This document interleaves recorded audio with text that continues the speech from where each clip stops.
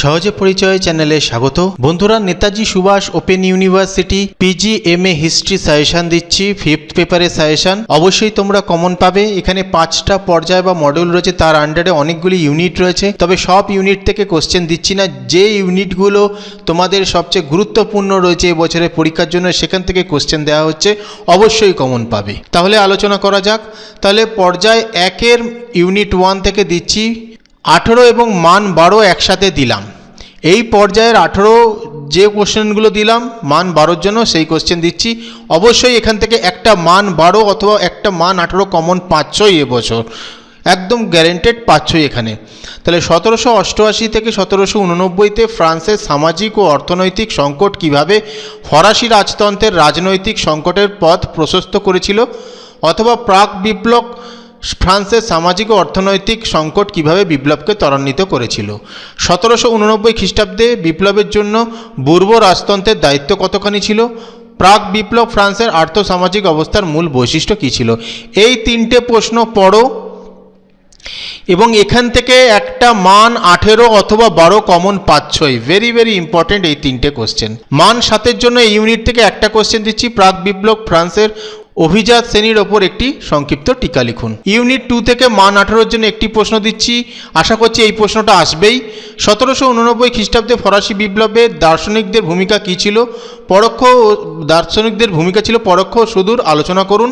অথবা 1789 খ্রিস্টাব্দে ফরাসি বিপ্লবে দার্শনিকদের অবদানের মূল্যায়ন করুন, অথবা ফরাসি বিপ্লবে দার্শনিকদের ভূমিকার উপর একটি টিকা লিখুন। এই প্রশ্নটা আসছেই এবছর।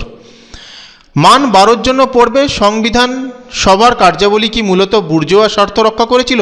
1791 সালে সংবিধান সভা প্রণীত ফ্রান্সের নতুন সংবিধানের বৈশিষ্ট্যগুলির সমালোচনামূলক আলোচনা করুন। মান 7-এর জন্য এই অধ্যায় থেকে পড়বেন ফরাসি বিপ্লবের রুশোর প্রভাব কতখানি ছিল, টেনিস কোর্টের শপথ কি, সাকুলেত কারা। 1789 খ্রিস্টাব্দে ফরাসি বিপ্লবের ইতিহাসে সন্ত্রাসের শাসনের গুরুত্ব কী ছিল। ইউনিট 3 থেকে মান 18-র জন্য কোনো প্রশ্ন দিচ্ছি না, মান 12-র জন্য দিচ্ছি একটি প্রশ্ন, এটি গুরুত্বপূর্ণ। ইউরোপের বিভিন্ন দেশে ফরাসি বিপ্লবের প্রভাব আলোচনা করুন। মান 7-এর জন্য একটি দিচ্ছি, জার্মানি ও ইতালিতে ফ্রান্সের বিপ্লবের কী প্রভাব পড়েছিল। ইউনিট 4 থেকে মান 18-র জন্য পড়বেন নেপোলিয়নের সংস্কারের বিবরণ দিন। আপনি কি মনে করেন যে নেপোলিয়ন একই সঙ্গে বিপ্লবের উত্তরাধিকারী ও বিপ্লবের ধ্বংসকারী। মহাদেশ অবরোধের ব্যবস্থা কি, এই ব্যবস্থা কি প্রকৃত ইংল্যান্ডের পরবর্তী ফ্রান্সকে বেশি আঘাত করেছিল। মান 12-র জন্য নেপোলিয়নের পতনে উপদ্বীপের যুদ্ধ ও মস্কো অভিযানের ভূমিকা কী ছিল।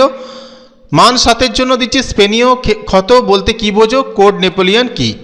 পর্যায় 2 থেকে দিচ্ছি পর্যায় 2-এর ইউনিট 1 থেকে দিচ্ছি, পর্যায় 2-এর প্রথম অধ্যায় আর কি। মান 18 এখান থেকে কোনোটাই দিচ্ছি না। মান 12-র জন্য দিচ্ছি 1830 সালে ফ্রান্সের জুলাই বিপ্লবের গুরুত্ব ফলাফল কী ছিল। এবার দেখো, যেটা পর্যায় 2 আছে তার বাকি কোনো আর ইউনিট থেকে দিচ্ছি না, প্রথম ইউনিট এবং চতুর্থ ইউনিট থেকেই কোশ্চেন দিচ্ছি, বাকি ইউনিট পড়তে হবে না। আমার মতে তো গুরুত্বপূর্ণ নয়, সেজন্য বাতিল করলাম। তো ইউনিট 4 পর্যায় 2-এর ইউনিট 4 থেকে 18 মানের কোশ্চেন দিচ্ছি, কাইজার দ্বিতীয় উইলিয়ামের বৈদেশিক নীতির মূল্যায়ন করুন। প্রথম বিশ্বযুদ্ধ ঘটবার জন্য এই নীতি কতটা দায়ী ছিল। এখান থেকে কিন্তু মান 12 এবং 7 কোনোটাই আমি দিলাম না, এই একটি প্রশ্নই গুরুত্বপূর্ণ বলে মনে হচ্ছে। পর্যায় 3 থেকে ইউনিট 1, 2, 3 ও 4-এর একসাথেই আমি দিয়ে দিচ্ছি, বেশি প্রশ্ন নয়।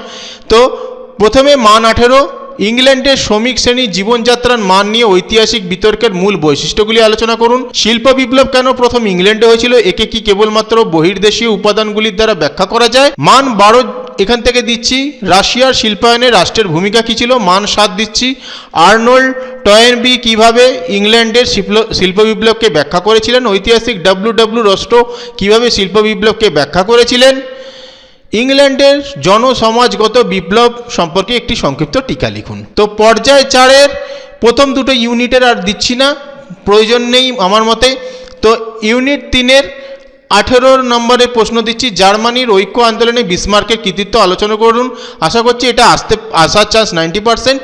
12 নম্বর মানের জন্য পড়বে জার্মান ঐক্য প্রক্রিয়ায় রক্ত ও লৌহ নীতির থেকে কয়লা ও লৌহ নীতিকে বেশি সফল করা হয়েছিল। ঐক্যবদ্ধ জার্মানির শিল্পায়ন প্রক্রিয়া আলোচনা করুন। ইউনিট 4 বার্লিন সন্ধি কি বলকান জাতীয়তাবাদীদের আশা পূরণ করতে পেরেছিল? একটি প্রশ্নই দিলাম, এটি কিন্তু গুরুত্বপূর্ণ রয়েছে। পর্যায় 5-এর ইউনিট 1 থেকে দিচ্ছি মান 18 একটি প্রশ্ন, প্রথম বিশ্বযুদ্ধ কি অবধারিত ছিল? মান 12-র জন্য দিচ্ছি অস্ট্রিয়া ও সার্বিয়ার সংঘাত কিভাবে প্রথম বিশ্বযুদ্ধকে অনিবার্য করে তুলেছিল? ইউনিট 2 থেকে মান 12-র জন্য দিচ্ছি প্রথম বিশ্বযুদ্ধের পর ফ্রান্সের কিভাবে তারা নিরাপত্তা নিশ্চিত করতে সচেষ্ট হয়েছিল।